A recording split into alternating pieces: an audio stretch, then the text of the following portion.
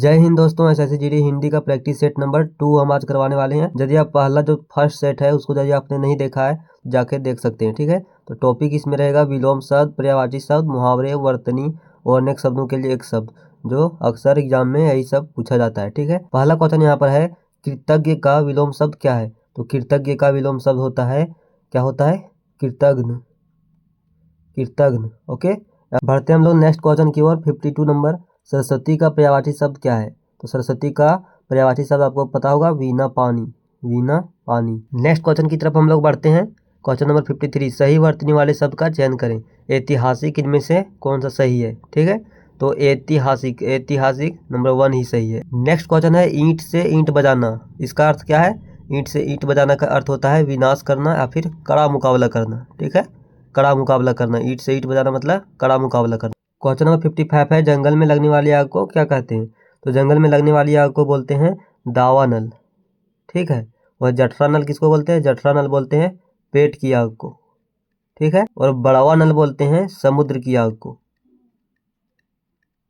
ठीक है, अब आगे बढ़ते हैं हम लोग 56 की तरफ। साकार का विलोम शब्द क्या होता है? साकार का विलोम शब्द क्या होता है? निराकार। बिजली का पर्यायवाची शब्द क्या है इनमें से?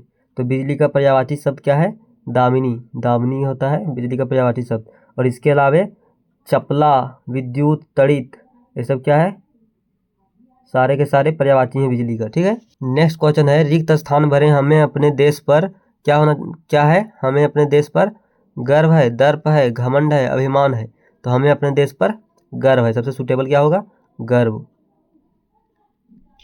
नेक्स्ट क्वेश्चन है, हाथ मलना। हाथ मलना मुहावरे का अर्थ क्या है? तो हाथ मलना का मुहावरे का अर्थ क्या होता है, बताइए? ठंड लगना, पछताना, व्यायाम करना या फिर हाथ साफ करना। हाथ मलना का पछताना। नेक्स्ट क्वेश्चन है, जो मोक्ष चाहता हो। जो मोक्ष चाहता हो क्या होगा? ऑप्शन नंबर ए, मुमुक्षु। ठीक है, नेक्स्ट क्वेश्चन बढ़ते हैं हम लोग। अगला क्वेश्चन है, इनमें से जो सही वर्तनी वाला शब्द है उसको लिखें। उज्ज्वलित, प्रज्वलित, प्रज्वलित, प्रज्वलित, इसमें से जो बी नंबर है वही सबसे सही है। ठीक है, आय का विलोम शब्द क्या है? इनमें से आय का विलोम क्या होगा? तो आय का व्यय होगा। आय मतलब जितना कमाते हैं सो होता है, व्यय मतलब खर्च होता है ना?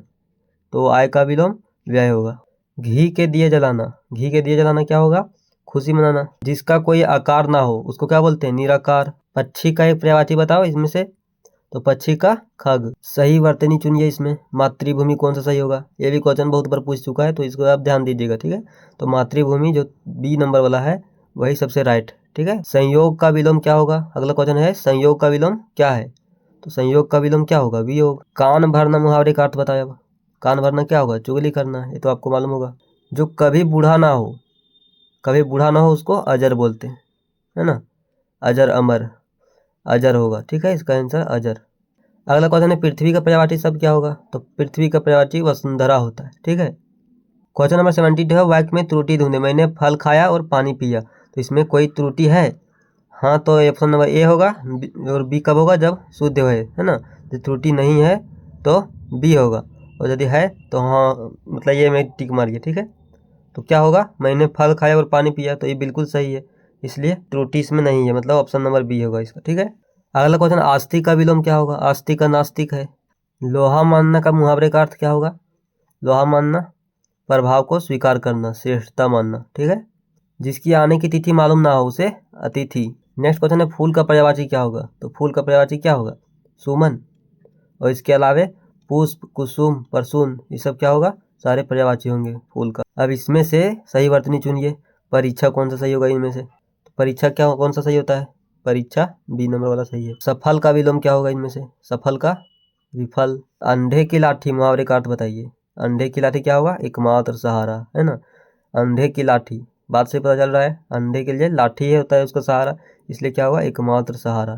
जो मांस खाता है उसको क्या बोलते हैं? जो मांस खाते हैं उसको सामिस बोलते हैं या फिर मांसाहारी। निरामिष किसको बोलते हैं? निरामिष जो मांस नहीं खाते, है ना? निरामिष बोलते हैं उसको। नेक्स्ट क्वेश्चन है, आंख का पर्यायवाची। आंख का पर्यायवाची क्या होगा? लोचन, है ना? इसके अलावे आंख का और क्या पर्यायवाची होते हैं, देखिए यहाँ, नयन, नेत्र, चक्षु और दिक। रिक्त स्थान भरें, सत्य की हमेशा जीत होती है। उदय का विलोम शब्द क्या होगा? उदय का क्या होगा? उदय का अस्त होगा, है ना? सूर्योदय, सूर्यास्त होता है ना, उसी से आप याद रख सकते हैं। उदय का विलोम अस्त। कमर कसना मुहावरे का अर्थ क्या होगा? कमर में दर्द होना, नहीं, गलत है। तैयार होना चाहिए। जो उपकार को मानता हो उसको क्या बोलते हैं? कृतज्ञ, है ना। जो उपकार को मानता है उसको कृतज्ञ बोला जाता है। अगला क्वेश्चन है, अनल का पर्यायवाची इनमें से कौन सा है? तो अनल का क्या होगा? आग, है ना। अनल का आग होता है। और अनिल किसका होता है? हवा, हवा का अनिल होता है। अनल आग होता है ना। इसमें बहुत कंफ्यूजन होता है, इसलिए इसको ध्यान रखना चाहिए आपको, ठीक है।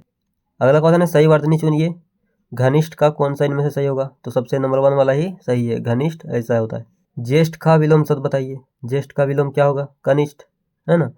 ज्येष्ठ मतलब बड़ा होता है, कनिष्ठ मतलब छोटा। आस्तीन का सांप, आस्तीन का सांप मतलब क्या होता है? मुहावरा है, इसका अर्थ क्या होगा? तो कपटी मित्र, है ना, धोखेबाज जो होते हैं उसको आस्तीन का सांप बोलते हैं, ठीक है। हाथ से लिखा हुआ, हाथ से लिखा हुआ क्या कहलाता है? हस्तलिखित, है ना। हस्त मतलब हाथ, लिखित मतलब लिखा हुआ। अगला क्वेश्चन है, इच्छा का पर्यायवाची शब्द क्या होगा इनमें से? तो इच्छा का क्या होगा पर्यायवाची? अनिच्छा तो उसका उल्टा है, विलोम। तो इच्छा का क्या होगा? अभिलाषा, है ना।